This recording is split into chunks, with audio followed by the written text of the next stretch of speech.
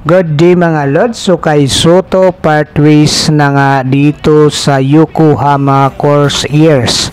At itong si Stephen Holtz na pupusuan na ng Barangay Ginebra, San Miguel next season. At ito namang si Arvin Tolentino nga mga lods ay wala pang kasiguraduhan ang kanyang future dito sa Northport, Batang Pier. Ito ngayon mga lods ang ating pag-uusapan sa video nating ito. Ngunit kung bago ka pa lang sa aking munting YouTube channel ay humihingi po ako ng likes, share and subscribe. Maraming salamat in advance. Ngayon mga lods, ayon sa report ng Spin.ph, kay Soto Yokohama B Course Years Parts Ways as loan move expires. So ibinalita na nga dito mga lods sa social media ng Japan B-League.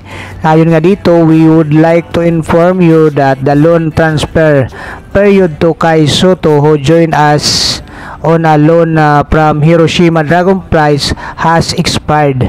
So ngayon nga mga lods, itong kontrata nga ni Kai Soto dito sa Yokohama Course Airs ay galing ito dito sa Hiroshima Dragonflies. So parang itinuloy lang ito mga lods.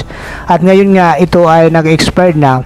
Marami ang nagtatanong kung ano yung next na magiging destination itong ating kababayan na si Kai Soto. So ngayon itong si Kai Soto ay nagpalabas nga ng kanyang pahayag na importante sa kanya ay yung kanyang dream dito sa NBA na makapasok. So matapos nga dito sa Japan B-League at pumasok na rin ito sa NBL Australia, ay ngayon ayon nga dito kay Coach Tim Con nga mga lods, para itong si Kai Soto mapansin ng mga NBA agent ay kailangan muna nitong si Kai Soto dominahin ang Asian katulad nung nagawa nga ni Haddadi. So yun ang tinutukoy nitong si Coach Tim Con para itong si Kai Soto mapansin ng mga NBA agent. Ngayon nga mga lods, wala pang balita kung anong team ang kukuha dito kay Kai Soto para dito sa NBA Summer League. So katulad nung nakapaglaro nga ito si Kai Soto sa Orlando Magic.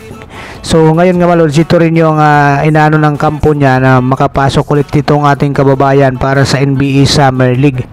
So antabayan na natin mga lods kung anong kupunan nga ang kukuha dito sa ating kababayan na si Kai Soto. So yung mga balita na papasok itong si Kai Soto sa PBA ay wala pa itong kumpirmasyon nga mga lods. At katulad nung sinabi nga ni Kai Soto sa news na mas importante sa kanya yung kanyang dream na pumasok nga dito sa NBA.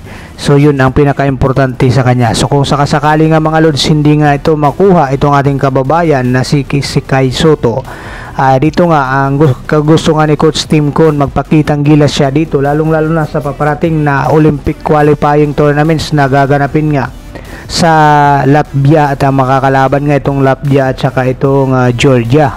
So tama naman tong si Coach Tim Con dito pa lang sa Asian at lalong-lalo na dito sa Olympic qualifying tournaments, magpakitang gilas itong ating kababayan na si Kai Soto para mapansin siya ng mga NBA agent at magkaroon siya ng pagkakataon o opportunity na makapasok sa NBA. So tama itong kanya sinabi ni Coach Tim Con.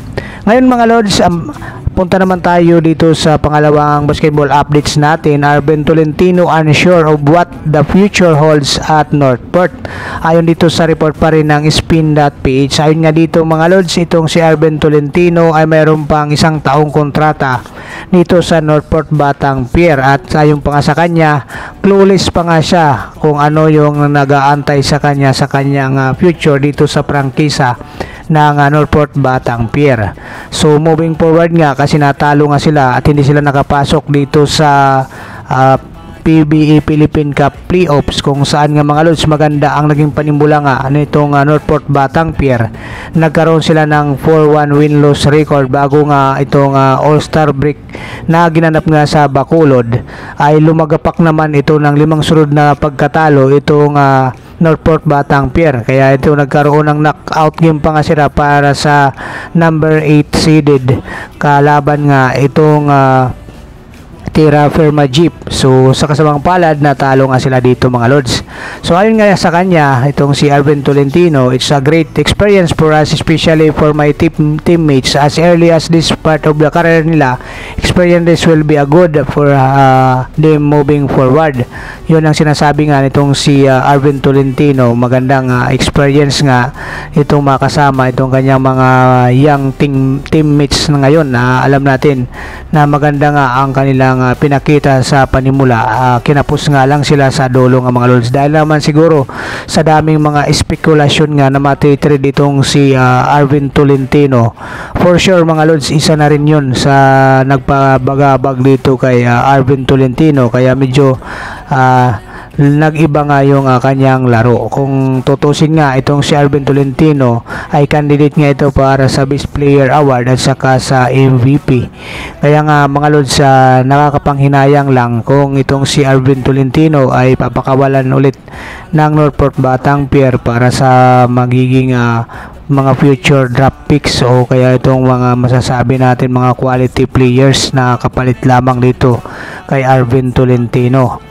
Kaya dito nagkakaroon ng hindi maganda ang palitan ng mga player, kaya nagkakasinasabi lang wala nang parity itong PBE, kaya medyo humihina nga dahil dito sa mga lopsided trade na nagagawa.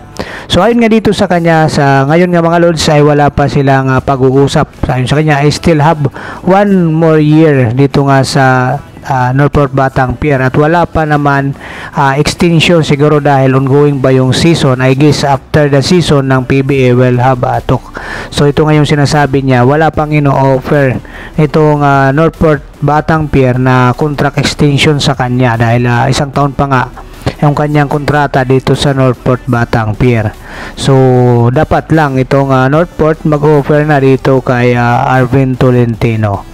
So ngayon mga lods, puntahan naman natin itong pangatlong basketball updates natin ayon sa naging post nga ng Spin.ph dito sa Pilipinas Hoops.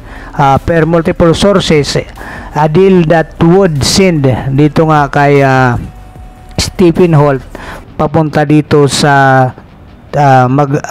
Barangay Ginebra, San Miguel ay lalo pang lumalakas dahil nga itong si Stephen Holt ay pwede na nga ma-trade patpunta dito sa ibang kupunan sa PBA dahil natapos na nga niya itong season. Ngayon nga itong Commissioner's Cup at saka itong PBA Philippine Cup.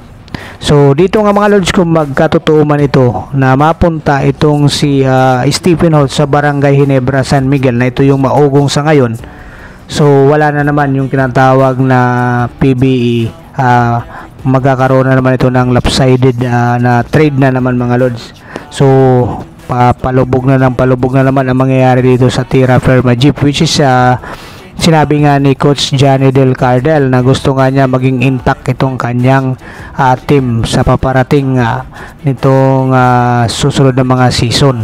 Kung tutusin, nasa BP series nga itong si Stephen Holt nga mga lods, kaya sayang talaga. So ito mapupunta nga daw dito sa Barangay Ginebra, San Miguel. So i-comment nyo lang dyan sa baba ang inyong mga opinion at suggestion regarding dito mga lods.